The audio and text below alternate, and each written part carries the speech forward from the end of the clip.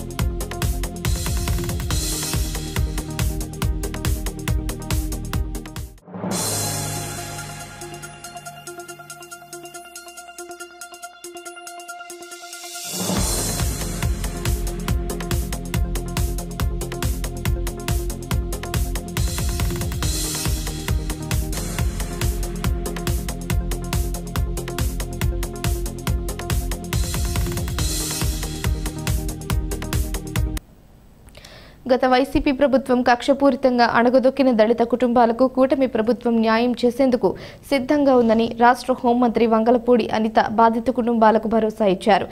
విదసం వేదిక convener doctor Busi Venkatrao ఆధ్వర్యంలో నక్కపల్లి మండలంలోని హోంమంత్రి నివాసంలో వంగలపూడి అనితను కలిశారు. కోడికత్తి శ్రీను, ఉపాడ గౌరీశంకర్, వెంకటాయపాలెం శిరోమండలం పొందిన యువకుడి కుటుంబంతో పాటు ఎమ్మెల్సీ అనంతబాబు చేతిలో దారుణంగా డ్రైవర్ సుబ్రహ్మణ్యం కుటుంబాలు మంత్రిని కలిసి వైకాపా ప్రభుత్వ హయాంలో దళితులపై దాడులు, హత్యలు జరిగాయని, ఈ కేసులన్నింటినీ తిరిగి తోడాలని వినతి పత్రం అందజేశారు. దీనిపై సానుకూలంగా స్పందించిన హోంమంత్రి అనిత అన్ని కేసులు పురోగతిలో ఉన్నాయన్నారు. లాస్ట్ గవర్నమెంట్ లో ఎవరైతే దళితులందరూ కూడా ఇబ్బందులు పడ్డారో, వాళ్ళ తాలూకా అధికార దాహానికి ఎవరైతే ఈ రోజుకి కూడా జైలు పాలయ్యి న్యాయం జరగక ప్రాణాలు కోల్పోయిన దళితులు చాలా మంది ఈ రోజు వాళ్ళ కుటుంబ సభ్యులతో ఈ రోజు నన్ను కలవడానికి ఇక్కడికి రావడం జరిగింది. అందులోని అనంతబాబు వాళ్ళ పేరెంట్స్ గాని, అనంతబాబు వాళ్ళ పేరెంట్స్ అనంతబాబు చంపిన సుబ్రహ్మణ్యం, డ్రైవర్ సుబ్రహ్మణ్యం వాళ్ళ పేరెంట్స్, అదే విధంగా మనకి కోడికత్తి శ్రీను వాళ్ళ బ్రదరు, అదే విధంగా మనకి గౌరీ శంకర్ శిరోముండనం కేసు వాళ్ళ కమిటీ వాళ్ళందరూ కూడా ఇక్కడికి రావడం జరిగిందండి. ఇక్కడికి వాళ్ళతో పాటు దళితులు ఎవరైతే అన్యాయం అయిపోయారో లాస్ట్ గవర్నమెంట్ లో వాళ్ళందరూ కూడా ఈ రోజు న్యాయం గురించి మళ్ళా ఈ రోజు మా దగ్గరికి రావడం జరిగింది. ఆల్రెడీ అన్ని కూడా కేసెస్ అన్ని కూడా త్వరితగతిన పూర్తి చేయడానికి ఈ కేసెస్ అన్ని కూడా ఇమీడియట్ గా ఏదైతే పెండింగ్స్ ఉన్నాయో అవన్నీ కూడా పోలీస్ తరపు నుంచి గానీ, ప్రాసిక్యూషన్ తరపు నుంచి గానీ ఎటువంటి డిలే లేకుండా చేసే బాధ్యత తీసుకుంటామని వీళ్ళందరికీ కూడా మాట ఇవ్వడం జరిగింది. అతి ముఖ్యంగా ఈ రోజు అనంతబాబు చేసిన హత్య ఏదైతే ఉందో డ్రైవర్ సుబ్రహ్మణ్యం కేసులో అనంతబాబుతో పాటు వాళ్ళ కుటుంబ సభ్యులను కూడా దోషుల కింద గుర్తించాలి అని చెప్పి వీళ్ళు ఒక రిప్రజెంటేషన్ కూడా ఇవ్వడం జరిగింది. డెఫినెట్ గా ఆ కోణం నుంచి కూడా ఎంక్వైరీ చేయమని డిపార్ట్మెంట్ వారిని కూడా ఆదేశిస్తాం ఈ రోజు. అదేవిధంగా అందరికీ కూడా ఏ రోజు ఆ టైంలో దళితుల డాక్టర్ సుధాకర్ గారు కానీ ఆల్రెడీ అది సిబిఐ ఎంక్వైరీలో కూడా ఉంది. మన వరప్రసాద్ శిరోముండనం కేసు ఒకటి ఉంది. ఇలాంటివి లాస్ట్ గవర్నమెంట్ లో దళితుల మీద జరిగిన అఘాయిత్యాలు చాలా కోకొలలు ఉన్నాయి. ఆఖరికి అతను సీఎం కుర్చీలో కూర్చోవడానికి ఒక యువకుడిని శ్రీను అనే యువకుడిని ఈ రోజు ఆయన ఇంటి పేరు కూడా కోడిగా తెప్పే పరిస్థితి వచ్చింది. ఆయన మీద కావాలని చేసిన కుట్ర. ఈ రోజుకి కూడా అబ్బాయిని ఎలా ఇబ్బంది పడుతున్నారంటే, ఆ శ్రీని ఎలా ఇబ్బంది పెడుతున్నారంటే, కోర్టుకి కూడా ఈ రోజు వరకు కూడా అప్పీల్ కాలకుండా అతను ఈ రోజుకి కూడా చెప్తున్నాడు నాతో, అమ్మ ప్రతి వారం కూడా నేను వెళ్ళి పోలీస్ స్టేషన్కి వెళ్ళి సంతకం పెట్టి రావాలమ్మా, నేను ఇప్పుడు అక్కడ జైల్లో ఉండి చదువుకున్నాను, ఇంకా నేను ఫర్దర్ గా ఉద్యోగం చేయాలన్నా కూడా ఈ కేసు నాకు చాలా అడ్డంకిగా ఉంది, ఏదో రకంగా నాకు న్యాయం చేయండి అని చెప్పి ఆ కుర్రోడు కూడా వచ్చి బాధపడడం జరిగింది. వీటన్నిటి మీద కూడా ఒక పరిష్కారం యాజ్ వెల్ యాజ్ పాసిబుల్ పరిష్కారం తీసుకొని వాళ్ళందరికీ కూడా న్యాయం చేస్తామని మాత్రం నేను మీ అందరికీ కూడా తెలియజేసుకుంటున్నాను.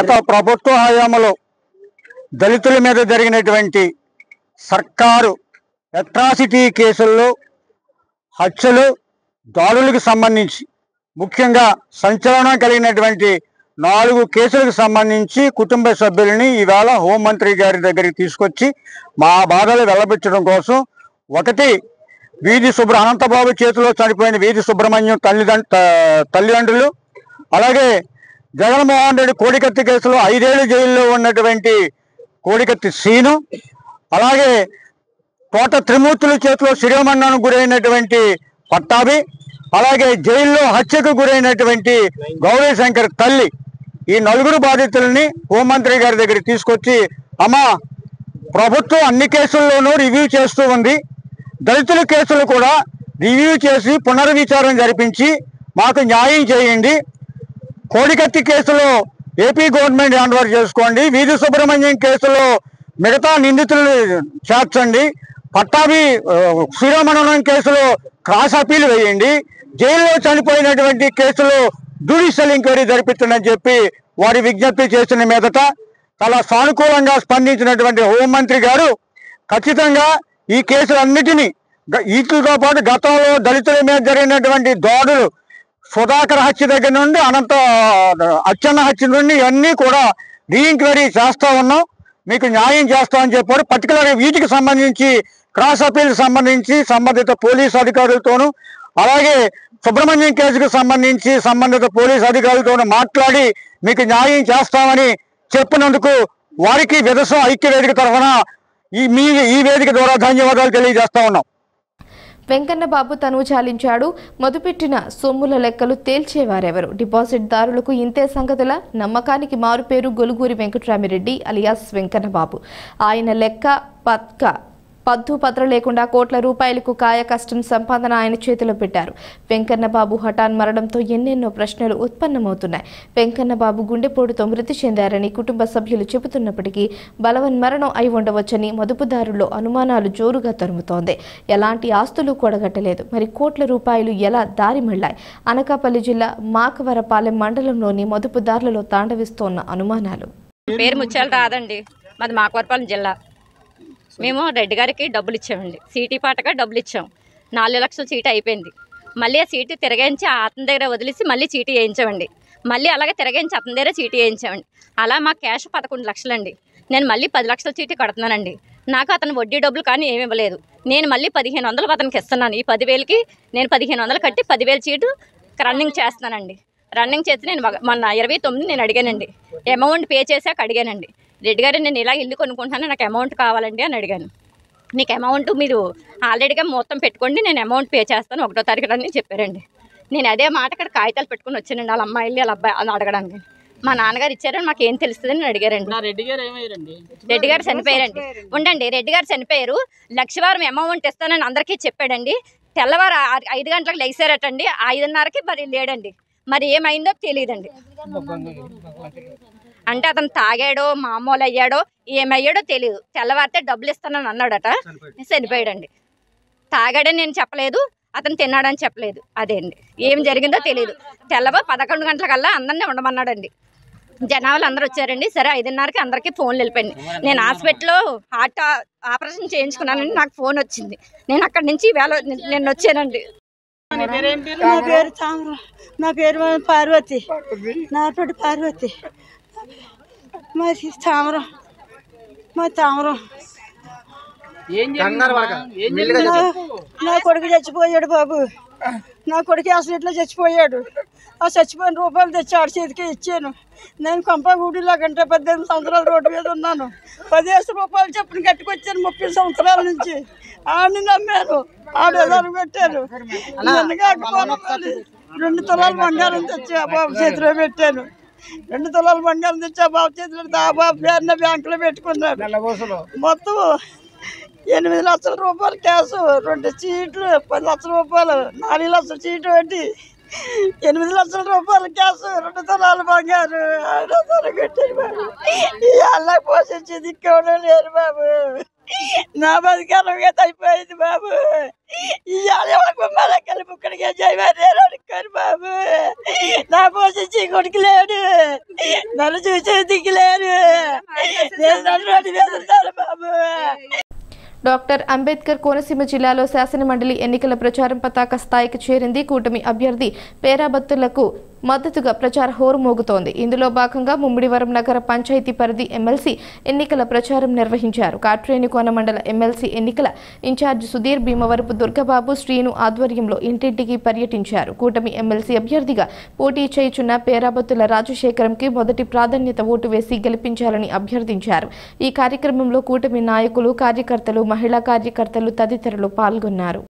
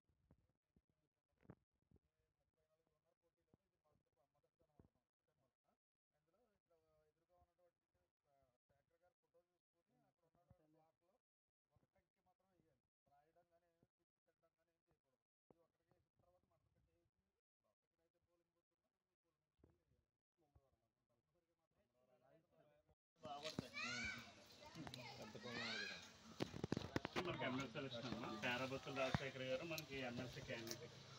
అయితే ఏంటంటే ఇక్కడ ఫస్ట్ సీరియల్ నెంబర్ 1లోనే ఆయన పేరు ఉంటుంది, తర్వాత ఫోటో ఉంటుంది. ఈ గల్లిలో మాత్రం ఇలా 1 సింబల్ వేయాలి. మళ్ళీ టిక్ మార్క్ కానీ ఏమైనా రాయడం కానీ చేయకూడదు. ఓన్లీ 1 ఒకటే వేయాలమ్మా. గల్ల 27వ తారీఖు మన ముమ్మడివరం హై స్కూల్లో ఎలక్షన్ 8 to 4 పోలింగ్.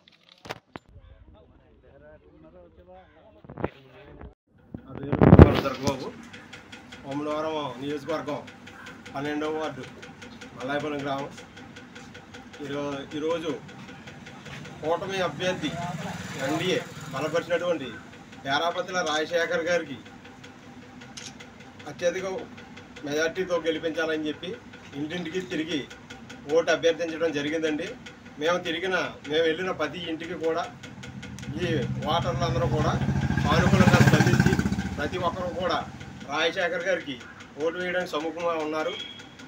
ఇదే విధానంలో ఇంకా మేము ముందు ఇంకా కార్యక్రమాలు చేసి కూటమి అభ్యర్థి అయినటువంటి రాజశేఖర్ గారిని అత్యధిక మెజార్టీతో గెలిపించడానికి మేము కృషి చేస్తామని తెలియజేసుకుంటూ సెలవు తీసుకుంటాం. విప్లవ వీరులకు అల్లూరికి జాతి యావత్తు ఘన నివాళి అర్పించింది. బ్రిటిష్ పాలకులను గడగడలాడించిన అల్లూరి సీతారామరాజు శతవర్ధంతి పురస్కరించుకుని ప్రజా సంఘాలు అడవి బిడ్డల ఆరాధ్యుడికి పుష్పాంజలి ఘటించారు. అనకాపల్లి జిల్లా నర్సీపట్నంలో అల్లూరి సీతారామరాజు శతవర్ధంతి సందర్భంగా కళాశాలల విద్యార్థులు ర్యాలీ జాతర నిర్వహించారు. విప్లవ వీరుడు అల్లూరి సీతారామరాజు శతవర్ధంతిని పురస్కరించుకుని విప్లవ జ్యోతికి ప్రజా సంఘాలు ఘన నివాళి అర్పించారు. బ్రిటిష్ పాలకులను గడగడలాడించిన అల్లూరి సీతారామరాజు పోరాట పటిమను స్మరిస్తూ అనకాపల్లి జిల్లా నర్సీపట్నంలో అల్లూరి శతవర్ధంతి కార్యక్రమం జరిగింది. పలు ప్రాంతాల నుంచి తరలివచ్చిన కళాశాలల విద్యార్థులు నర్సీపట్నంలో జరిగిన అల్లూరి శతవర్ధంతి జాతా కార్యక్రమంలో పాల్గొన్నారు. వాసవి కళ్యాణ మండపం నుంచి ప్రారంభమైన ర్యాలీ అబీస్ సెంటర్ మీదుగా ఎన్టీఆర్ మినీ స్టేడియంకు చేరుకున్న తర్వాత అల్లూరి విగ్రహానికి పూలమాలలు వేసి ఘన నివాళులర్పించారు. అక్కడి నుంచి బ్రిటిష్ సైనిక అధికారులకు కవర్డ్ హైటర్ సమాధుల వరకు కొనసాగింది.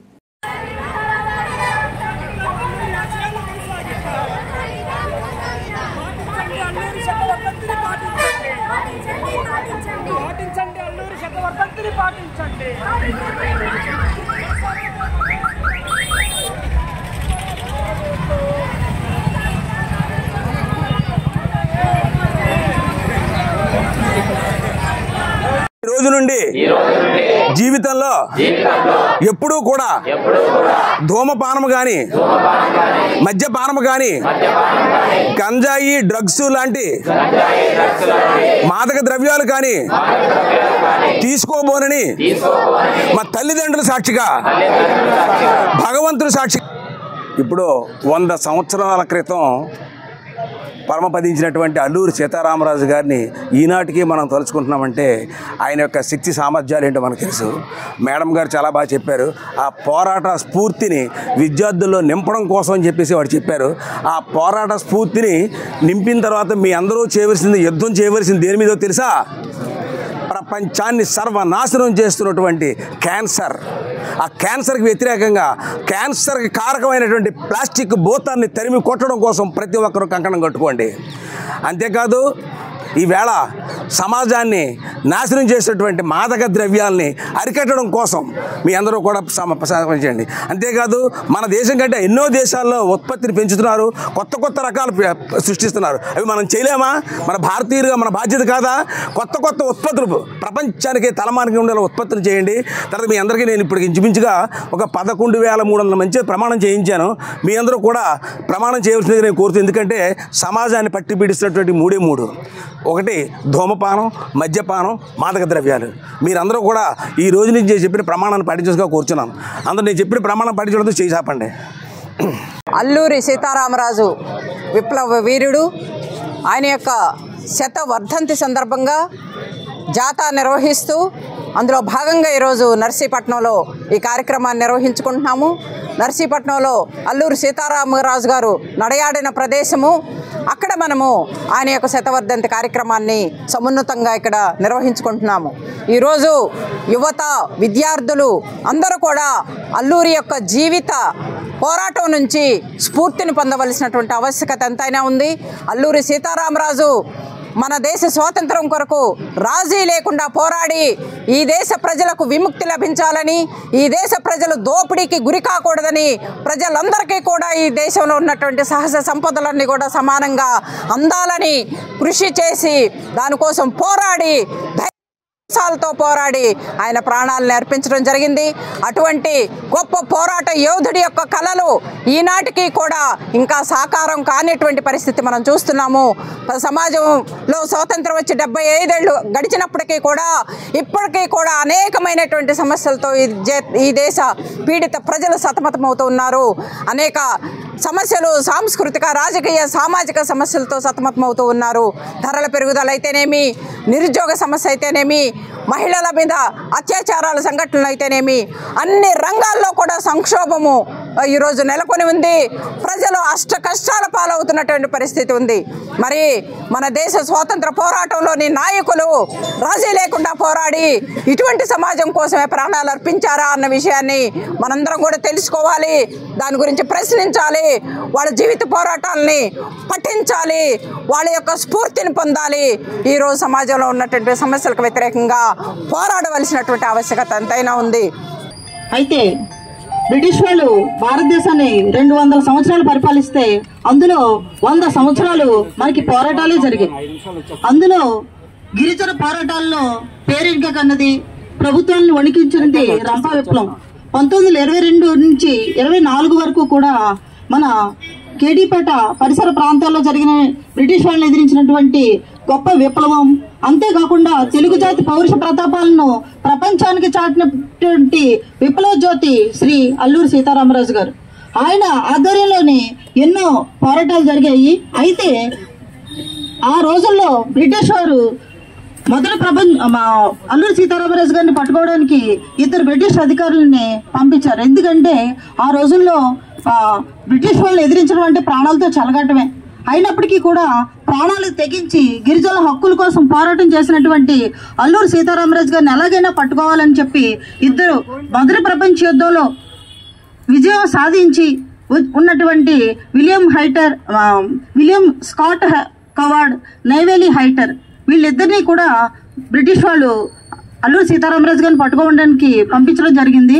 అయితే ఆ రోజున జరిగినటువంటి దామనపల్లి ఘాట్లో జరిగినటువంటి పోరులో ఈ కొండదళం అంతా కూడా 3 భాగాలుగా అల్లూరి సీతారామరాజు గారు, గంతన్న వీళ్ళందరూ కూడా ఒక దళం, అలాగే గోకరి ఎర్రేసు, మల్లిదొర వీళ్ళందరూ ఒక దళం, మిగతా కొండదళం ఒక దళంగా విడిపోయి ఈ వీళ్ళు వస్తున్నారు మనల్ని చంపడానికి అనే విషయం అల్లూరి సీతారామరాజు గారు వాళ్ళకి కూడా తెలిసింది.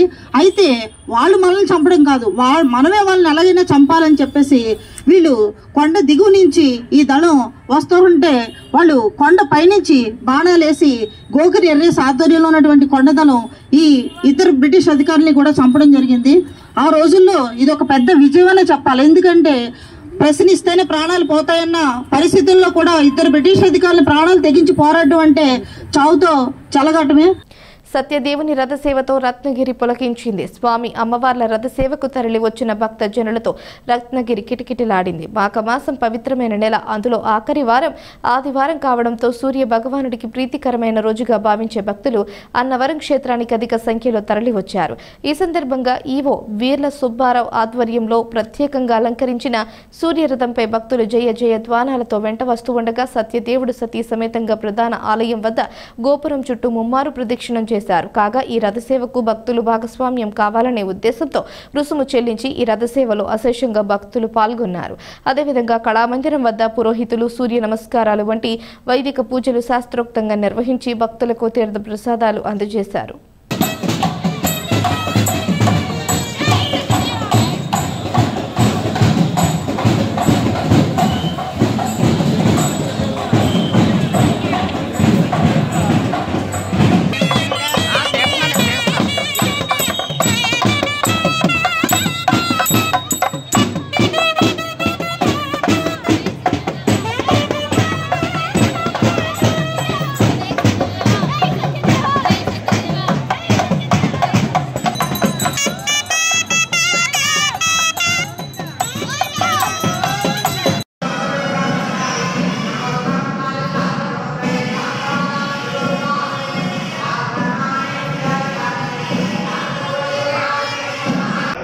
వీరవేంకట సత్యనారాయణ స్వామి వారి సన్నిధానంలో ప్రతి ఆదివారం జరిగేటువంటి సూర్య నమస్కారాల కార్యక్రమంలో ఈ రోజున చాలా విశేషమైనటువంటి మాఘమాసం ఆఖరి ఆదివారము దశమి పర్వదినాన్న సూర్య నమస్కారాలు చాలా వైభవంగా జరిగాయి. ఇందులో ప్రధానంగా ఉదయం 9 గంటలకి సూర్యనారాయణ స్వామి వారి యొక్క యంత్రాన్ని చిత్రించి ఆ యంత్ర మధ్యంలో సూర్య భగవాన్ని ఆవాహన చేసి త్రిచ సౌరము అరుణంతో స్వామివారికి నమస్కారాలు చేశారు. ఈ యొక్క సూర్య నమస్కారాల్లో ఈ రోజున వేలాది మంది భక్తులు పాల్గొని తీర్థ ప్రసాదాలు స్వీకరించారు.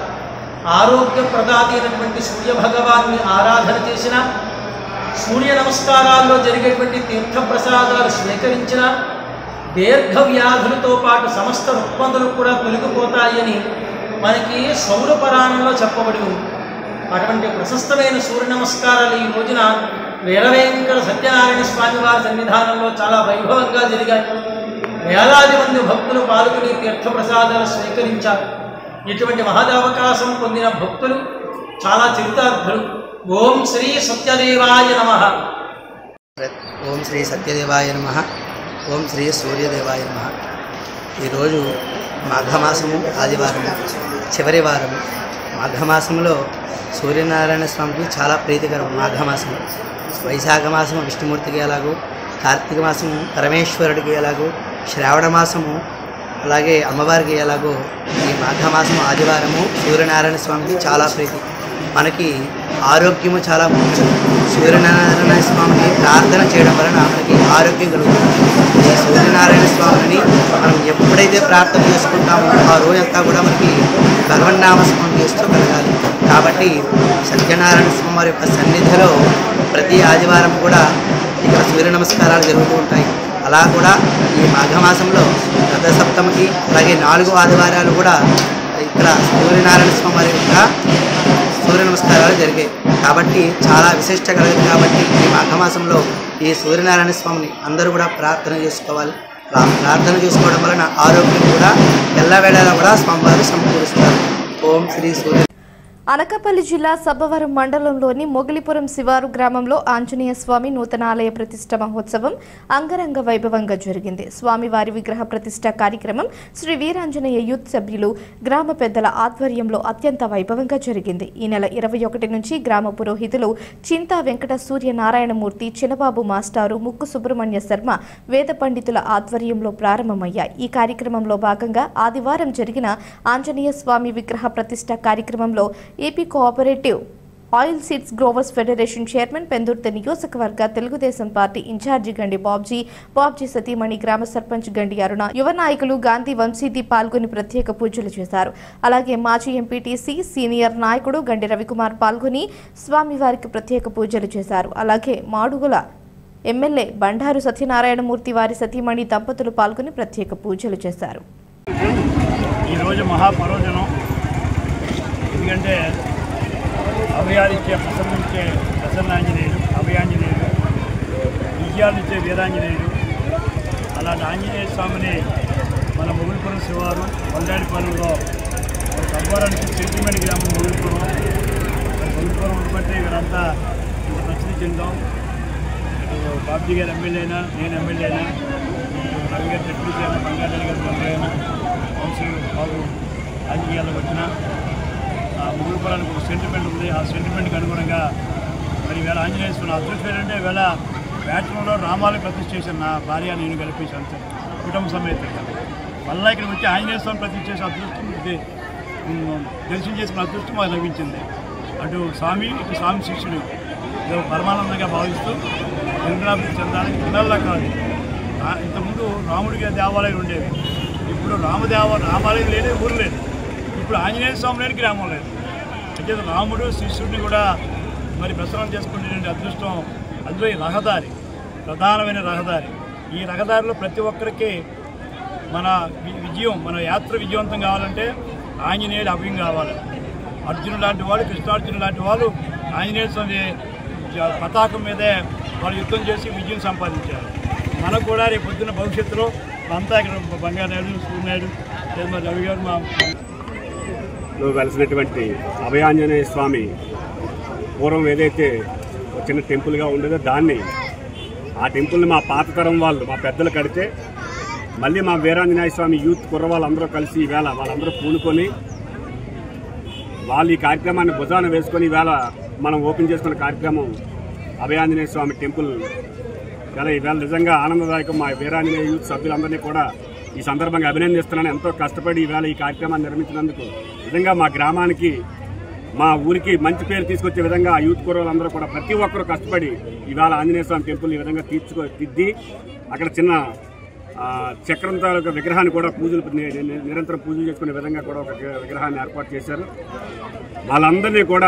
వాళ్ళందరికీ కూడా ఆ ఆంజనేయ స్వామి ఆశీస్సులు, ఆ రాముడి వారి ఆశీస్సులు పరిపూర్ణంగా ఆ కుటుంబాలందరినీ చూసుకోవాలని, ఆ భగవంతుడి ఆశీస్సులు వాళ్ళ కుటుంబాలపై, మా వీరాంజనేయ యూత్ సభ్యుల కుటుంబాలపై ఎల్లప్పుడూ ఉండాలని చెప్పి మనస్ఫూర్తిగా ఆ ఆంజనేయ స్వామి వారిని కోరుకుంటూ, మరి ఇలాంటి ఆధ్యాత్మిక కార్యక్రమాలు ప్రతి గ్రామంలో కూడా ఎంతో మన గత 5-6 సంవత్సరాల నుంచి చూస్తున్నాం. గతంలో రాముడు లేని ఊరంటూ ఉండేది కాదు. మరి ఈవేళ ఆ రామభక్తుడైన ఆంజనేయ స్వామి టెంపుల్ కూడా ప్రతి గ్రామంలో ఉండాలని చెప్పి ప్రతి మన ప్రాంతంలో చూస్తున్న ప్రతి ఊర్లో కూడా ఒక ఆంజనేయ స్వామి టెంపుల్ని నిర్మించుకుంటున్నారు. సో అందులో భాగంగా ఇవాళ మెయిన్ రోడ్డు పక్కన నిజంగా మా అదృష్టం, రోడ్డు పక్కన ఆంజనేయ స్వామి వారి టెంపుల్ ఇక్కడ వెలవడం, ఆయన ఆశీస్సులు మా గ్రామం మీద అంత మీద ఉండాలని చెప్పి ఆంజనేయ స్వామి వారిని కోరుకుంటూ వార్తలు ముగించే ముందు హెడ్లైన్స్ మరోసారి. సోమవారం నుంచి అసెంబ్లీ సమావేశాలు, 28న బడ్జెట్ను ప్రవేశపెట్టనున్న పయ్యావుల. వైకాపా పాలనలో వివక్షతకు గురైన దళిత కుటుంబాలకు హోంమంత్రి బాసట, కేసులు పురోగతిలో ఉన్నాయని అనిత వెల్లడి. అనకాపల్లి జిల్లాలో అల్లూరి శతవర్ధంతి, నర్సీపట్నంలో విద్యార్థుల ర్యాలీ. కోనసీమలో మండలి ఎన్నికల సందడి, ముమ్మిడివరంలో కూటమి ప్రచారం. రత్నగిరికి పోటెత్తిన భక్తులు, సత్యదేవుని రథసేవ. ఈ వార్తలు ఇంతటితో సమాప్తం. తిరిగి ప్రసారమయ్యే వై న్యూస్లో మళ్ళీ కలుసుకుందాం. అంతవరకు సెలవు. నమస్కారం.